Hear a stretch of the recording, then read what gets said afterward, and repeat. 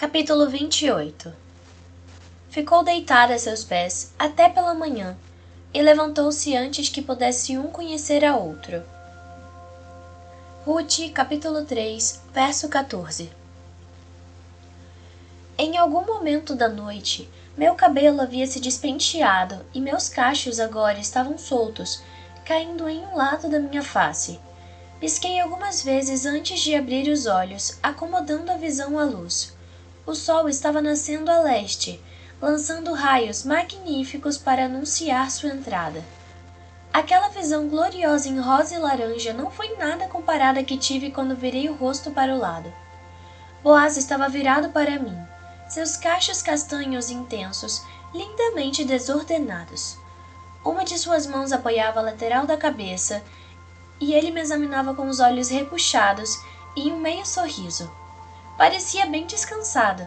Assim que avistou meus olhos abertos, passou um dedo pela ponta do meu nariz. — Você ronca? Foi a primeira coisa que me falou com um tom divertido. Senti meu rosto esquentar, mas abri um sorriso. Depois apertei os cílios para ele e, para minha vergonha, enxerguei um pouco de baba no canto da minha boca. — Esse é o seu primeiro comentário romântico na primeira vez em que dormimos juntos? Fiz uma careta decepcionada. Espero que não esteja pensando em me entregar a Baruque por conta desse pequeno defeito. É claro que não. Seu tronco inclinou-se para cima de mim e me deu um estalinho na testa. Depois passou a mão pelos meus cabelos emaranhados, olhando-me com angústia. Sabe, Ruth, de tudo que já tive que obedecer ao Senhor, hoje será o meu maior sacrifício. Meus olhos entristeceram ao ouvir aquilo, mas tentei semear esperança. Vamos ter fé, meu amor.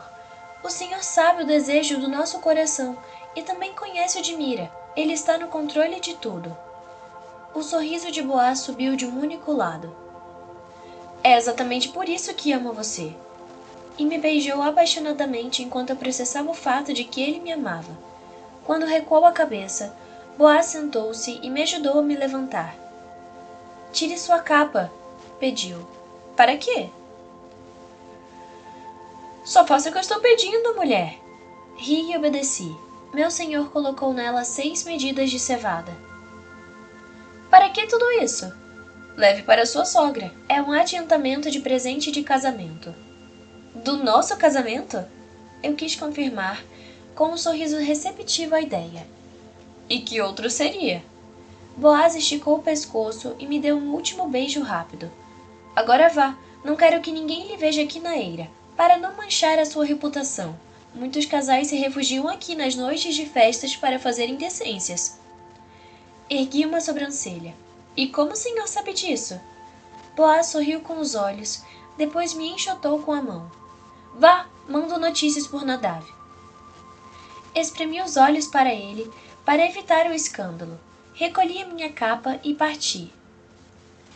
Durante o caminho, por dentro, uma parte de mim saltava de alegria. Se não fosse pelo problema a resolver com Baruque, eu podia rodopiar até a minha casa. Assim que entrei, Noemi deu um pulo do banquinho onde estava sentada. Deu para perceber que ela estava dormindo. E então, minha filha, como foi? Sua cara estava toda amassada. Pousei minha capa repleta de trigo no chão. Ele me ama! Sorri para ela. Noemi estufou o peito e seus olhos brilharam, como se eu tivesse lhe feito um elogio. Depois golpeou o ar com um punho. Eu sabia! Segurou e beijou minha face. Quem não se apaixona pela minha menina? Um rubor impregnou as minhas bochechas. Eu dormi com ele na eira, contei de uma vez. Os olhos dela se arregalaram e recuou um passo para trás. Mas nada aconteceu entre nós. Garanti erguendo as mãos em defesa. Quer dizer, quase nada. Ele me beijou. Minha voz saiu em um sussurro. Rindo, Noemi segurou a cintura e deixou a cabeça cair para um lado. Muitas vezes? Meus ombros arriaram. O suficiente para me arrebatar. Meu rosto se contorceu e sentei-me na esteira. Mas e agora, minha sogra? O que vou fazer? Boaz vai encontrar hoje o meu primeiro resgatador. Se o tal de Baruque me quiser, estou perdida. Aliás, apontou um dedo para ela. Boaz também tinha um plano envolvendo Mira. Tinha? Noemi acomodou-se curiosa ao meu lado. Contei à minha ex-sogra tudo o que acontecera na noite de véspera, detalhe por detalhe. Ela ouvia tudo, alternando as expressões. Fiquei feliz por ser uma fonte de entretenimento para uma velha entediada, cujo destino, de certa forma, agora estava nas minhas mãos. Quando acabei, ela me segurou pelos pulsos. Tenha calma, filha. Por tudo que me contou, Boaz não sossegará até resolver tudo isso hoje. Ainda com as mãos presas, roí minha unha do polegar. Mas eu não vou aguentar ficar aqui esperando, grunhi. Mal acabei de dizer isso, ouvimos 2 batidas na porta. Eu e Noemi nos entreolhamos e ela levantou-se para atender. Ana e Raquel estavam do lado de fora, uma agarrada no braço da outra e dando pulinhos. Meninas! Levantei-me e fui até elas para abraçá-las. Não podemos esperar para saber o que aconteceu, confessou Ana. Vamos, entrem, convidou Noemi. Vou preparar um chá para as 3. Pelo visto, vão ter muito o que conversar. Na hora seguinte, tive que relatar as aventuras da minha noite. Entre gritinhos e gemidos de excitação, as 2 ouviram tudo acompanhadas por Noemi, que se divertia pela 2ª vez. Quando terminei, Raquel me puxou pelo braço para que eu ficasse de pé. Eu sei onde vai ser o encontro dos anciãos. Toda a cidade já sabe. Recuei um passo. Mas acha que eu posso ir? Você foi bem sorrateiro ontem à noite, quando seguiu seu senhor. Ninguém precisa te ver. Ana instigou. Mordi os lábios e olhei para Noemi. Se você não for, eu vou com elas, ameaçou a velha xereta. Eu estava mesmo a ponto de explodir. Precisava saber o que estava acontecendo. Então peguei meu chale e saímos de casa. Cobri meu rosto pela metade para não ser reconhecida pelo caminho. Por conta das festividades, não havia ambulantes trabalhando e a cidade estava um bocado deserta, exceto pelos telhados lotados de pessoas interagindo. Muitos ainda se recuperavam das estripulias da festa das colheitas, ou estavam apreciando a família. Uma das irmãs de Raquel, Abigail, morava nas muralhas da cidade. De sua janela, não muito alta, conseguiríamos assistir a tudo. Fomos muito bem recebidas quando chegamos e corremos às 3 para nos espremermos na pequena abertura. De lá, avistei um enorme pátio redondo de terra batida, cercado por edifícios de pedra erguidos sobre colunas. Senti-me completamente indefesa ao avistar Boaz cumprimentar 10 anciões, com um beijo no rosto e também um homem mais jovem. Depois de se saudarem com o devido respeito, todos sentaram-se em círculo para decidir o futuro da Moabita, em frente ao portão da cidade. Quando começaram a conversar, examinei o rosto de Baruque em busca de algum interesse. 2 coisas roubaram a minha respiração. Primeiro, era que Baruque era um homem muito bonito, mais jovem do que Boaz. Seus olhos da cor do mar reluziam ao sol e seu cabelo era preto e brilhante. Fiquei pensando que, se eu o tivesse conhecido antes, poderia até mesmo ter ficado encantada. Entretanto, agora não lhe cabia qualquer espaço em meu coração. Segundo, depois de ouvir o relato do meu senhor, ele pareceu bastante interessado no que Boaz estava a dizer, pois um sorriso pretensioso se insinuou em seus lábios quando falou. Eu a resgatarei. Temi o pior e levei uma mão espalmada ao peito, dando um passo para trás, sentindo uma leve tontura. As meninas me ampararam pelos braços e a dona da casa me trouxe um copo de barro com água. Calma!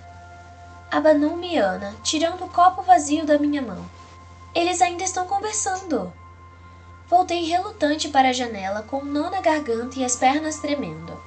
A resposta de Baruque fez-se um silêncio opressivo entre todos os homens de branco. Boaz passou as 2 mãos na cabeça e olhou para trás. Vi seus olhos se fecharem, angustiados. Meu coração quase parou de bater. Tardiamente, lembrei-me de que Baruque ainda não havia me visto e poderia estar apenas curioso em conhecer uma nova mulher.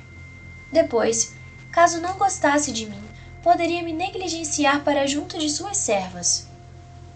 Limpei a garganta, temerosa do que estava por vir. No sol, a lâmina da faca que Boaz trazia no cinto brilhava como um raio em sua cintura. Em um canto periférico da minha mente, desejei que ele matasse Baruque.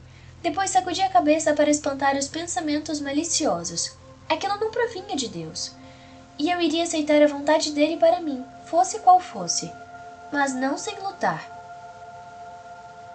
Puxei as barras da minha túnica para cima e saí correndo da casa de Abigail, indo em direção à praça onde eles estavam.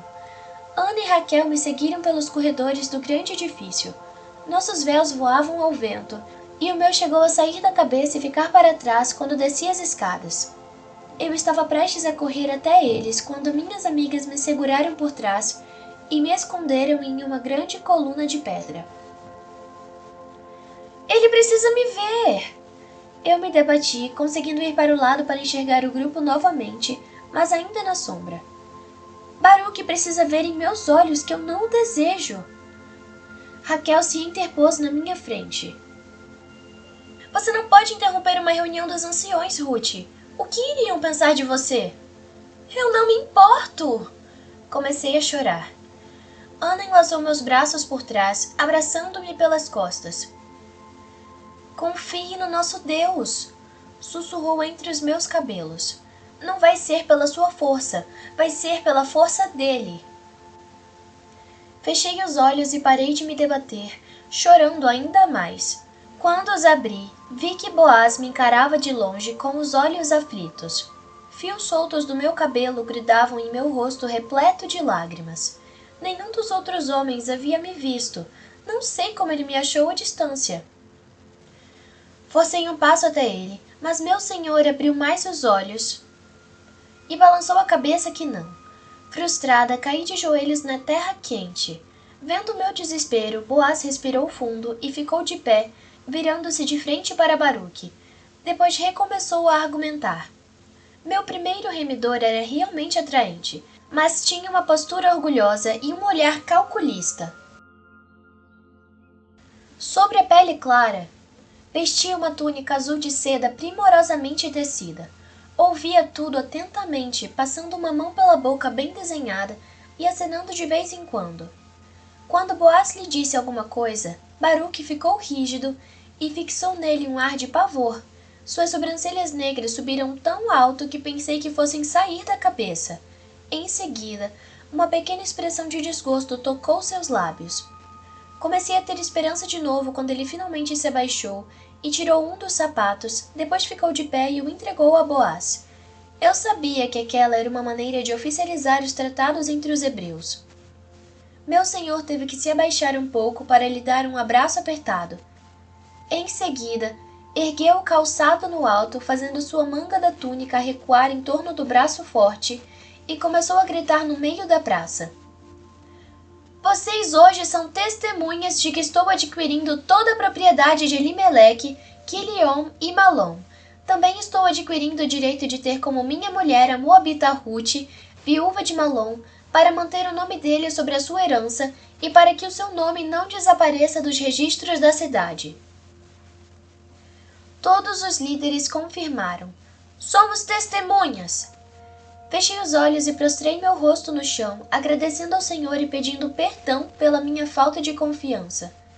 Minhas costas sacudiam com os meus soluços, causados pelo pranto de alegria. Minhas amigas se jogavam sobre mim em um abraço confuso.